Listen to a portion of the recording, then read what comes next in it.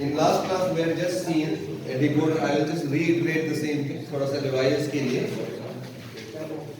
हमने शुरू किया था एक 2x4 decoder banana, and while doing so we said it will have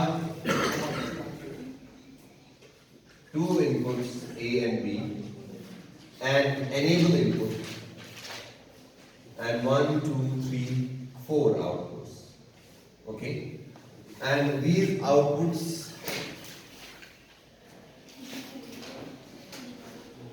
will be determined by, अगर enable 0 है, right? So A and B are as good as don't care.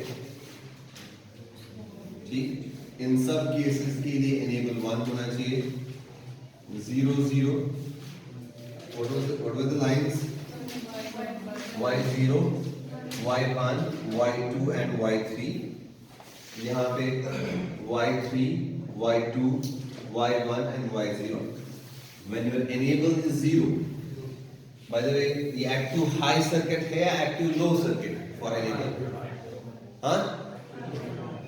लिख बहुत अच्छी साइड है, मुझे जवाब देता है कि तुम लिखना अच्छी, मुझे देखना है एक्टिव हाई एक्टिव लो क्या है. ठीक है, जिसने जवाब नहीं दिया कॉपी के राइट साइड में लिख लीजिए कहीं पे एक्टिव हाई एक्टिव लो, मुझे खुद देखना है. ठीक है, I don't have to teach you this. Active high क्या है, एक्टिव लो क्या चीज है, I will have to search, you will all have to search for this on your own.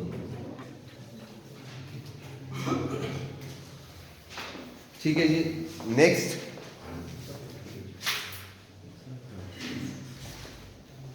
जब भी enable 0 है, all these will be 0. जब A B 0 0 है, ठीक, यहां पे 1 आएगा, बाकी सारे zeros होंगे. जब ये 0 1 है तो Y1 पे खाली 1 आएगा, बाकी सारे क्या होंगे, zeros. जब ये 1 0 है, 1 0 is equal of 2, तो Y2 1 आएगा, बाकी सारे क्या आएंगे, 0. and this is 1, sorry ये थोड़ा ऊपर चला गया. So Y1 and this is, ये यहाँ पे इसका है. मैंने इसके बाद आपको कहा था जी एक आप सर्किट बनाइए, वहां पे बना लिया होगा, ठीक है. एंड एक और पॉइंट यहाँ पे लिख लीजिए. सर्किट जरा बनाया, आप मुझे दिखाइए सर्किट. सर्किट क्या बना इसका, उसका या तो बूलियन एक्सप्रेशन पता होना चाहिए. अब यहाँ पे आउटपुट 4 है तो बूलियन एक्सप्रेशन भी ऑब्वियसली 4 होंगे. ठीक है ना, जितने आउटपुट्स उतनी बूलियन इक्वेशंस. आउटपुट 4 है तो Boolean equation. So why not ये जो आपका ये वाला फंक्शन है, इसकी बूलियन इक्वेशन बनाए तो आप देखते हैं एक ही जगह 1 है. यूजिंग एसओपी फॉर्म अगर हम करें, सो उस टाइम जो मिन टर्म है that is a bar b bar. So y0 will be equal to a bar b bar. y1 will be equal to y1 वाली फंक्शन जो है, eyes on board please, just look at this. y1 वाली function जो है वो 1 यहाँ पे है, और उस टाइम जो इनपुट्स की कंडीशन है वो है 0 1, तो ये आएगा a bar b, because a 0 है तो इसलिए आएगा a bar b. And y2 वाली फंक्शन अगर मैं देखूं तो y2 वाली फंक्शन यहाँ पे 1 है, उस टाइम मिन टर्म जो आएगी, सॉरी ये वाली मिन टर्म है a b bar, a as such because that is 1 and b 0 है तो b के ऊपर bar. Now the last function y3 को इंप्लीमेंट करने के लिए बस एक जगह बार है तो उस टाइम a b की कंडीशन है a b. समझ आया, सिंपल है ना. इसको कहते हैं हम एसओपी रिप्रेजेंटेशन. आप 73 एक मिनट, हाँ 73 और आप 16, आप दोनों जरूर ये देखेंगे SOP representation of Boolean function और POS representation of Boolean function क्या होता है. दो याद है. हाँ जी, y0 जो है आप भी देखिए, उसके बाद भी समझिए एसओपी पीओएस रिप्रेजेंटेशन क्या है. फॉर्मूला क्या है 36. I just wrote it down. आप मुझे ये आज ही या कल ही दिखाएंगे, ठीक है. SOP that is sum of product representation and POS. फिलहाल एसओपी ही कर लीजिए, छोड़िए पीओएस को, उसमें काम है. SOP representation of a truth table और अ बूलियन फंक्शन, ठीक है. Okay, now when this is done, what you realize is that this decoder has the capability to generate these 4 minterms, ठीक? लेकिन कब, जब हम उसको लॉजिक गेट्स के थ्रू इंप्लीमेंट करेंगे। करिए जरा इंप्लीमेंट। अच्छा, एक और वेरिएबल है यहाँ पे जो कि तीसरा वेरिएबल है, ठीक? ये अगर वो 0 हुआ तो आउटपुट पे 0 0 0 आएगा, मतलब ये कोई फंक्शन चलेगी नहीं। सो जब वो 1 होगा तभी जाके इनका वैल्यू आएगा। So I will just add them all with E, इन सब के टर्म्स के साथ ई आएगा एंड, ठीक है? E R known as AND because it will act as a gate. AND gate में जो हम दूसरा टर्म लेते थे वो एक्ट करता है एज कंट्रोल, ठीक है? चलिए जब सर्किट बनाइए जल्दी से, सर्किट मुझे दिखाइए इसको। बनाया, वेरी गुड। हाँ, क्या है?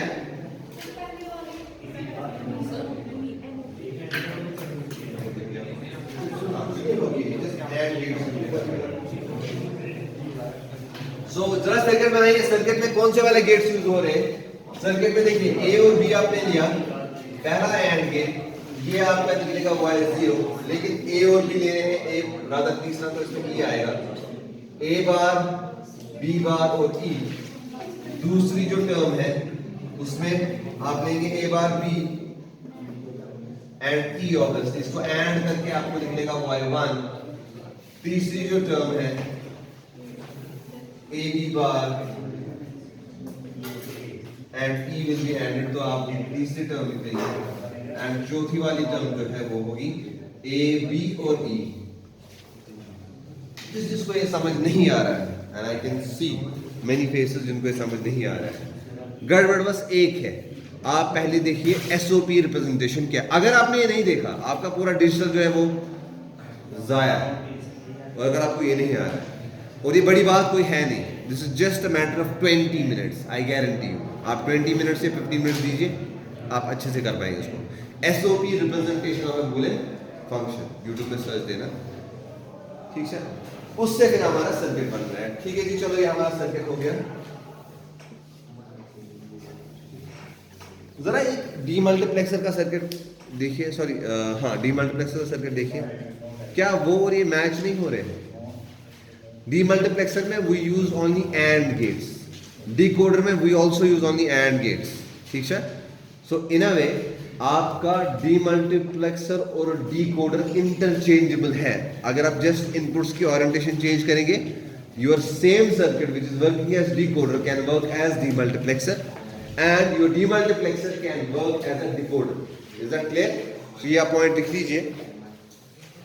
The internal architecture, ये हैश करके कहीं पे पॉइंट लिखिए। The internal architecture of a, लिखो ना, वही इतनी ये मत करो आप डिस्कशन, यहाँ पे ये आप करोगे डिस्कशन सेशन में आपका साइंस क्लास है। The internal architecture of a decoder and a demultiplexer are same. The internal architecture of a decoder and demultiplexer are same. क्योंकि देखिए वहां पे enable के बदले आपका चैनल होता है। enable जो है वहां पे बोलते हैं वो चैनल। demux क्या है? mux is many to one. demux is one to many. So E enable will act as that one channel and AB will act as tech lines, क्योंकि जब AB 0 0 है तब ये वाला E जाता है ना आउटपुट पे। जब AB 0 1 होगा तब ये वाला बन जाएगा। जब AB होगा 1 0 तब ये वाला 1, या मैं कहूँ जो इस पे इंफॉर्मेशन होगी बिट हो जाएगा, ठीक है? ठीक है, ओके। नेक्स्ट पॉइंट बैठिए आप इधर। So ये लिखा आपने internal structure of decoder and demultiplexer is same, hence they can be interchanged. Hence we can take the operation of a demux from a decoder and vice versa. मतलब architecture जो है इनका सेम, ठीक है? इसका मतलब ये है कि हम इंटरचेंजेबली इनको यूज कर सकते हैं। इस सर्किट में ऑलरेडी अगर डिकोडर है, अब हमें वहां पे demux की जरूरत है, हम सही जगह पे इनपुट्स देके उसको